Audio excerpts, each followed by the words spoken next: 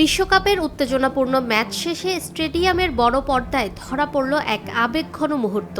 Match শেষ হওয়ার পর গ্যালারিতে থাকা নিজের ছোট ভাই কেইনকে খুঁজছিলেন স্পেনের তরুণ তারকা লামিন ইয়ামাল। ঠিক সেই সময় স্টেডিয়ামের বড় স্ক্রিনে ভেসে ওঠে কেইনের মুখ। বড় পর্দায় ভাইকে দেখে হেসে ফেললেন ইয়ামাল।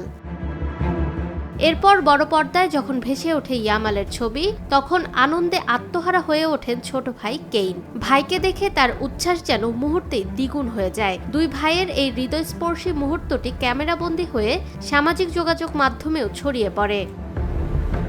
মাত্র ১৯ বছর বয়সে বিশ্বকাপ জয়ের স্বাদ পাওয়া ইয়ামালের ক্যারিয়ারে এটি একটি ঐতিহাসিক অর্জন। পুরো টুর্নামেন্ট জুড়েই পরিবারের সদস্যরা ছোট ভাই কেইন গ্যালারিতে বসে তাকে সমর্থন জুগিয়েছেন।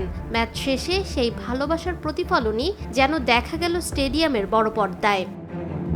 ফুটবলের জয় পরাজয়ের বাইরে এই দৃশ্য যেন বিশ্ববাসীর সামনে তুলে ধরল ভাইয়ের প্রতি ভালোবাসার এক অনন্য দৃষ্টান্ত।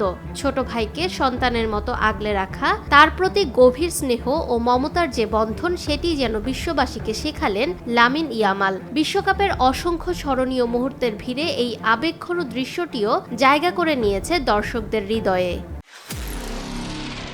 নিরপেক্ষ, সত্য প্রকাশে আপোষহীন।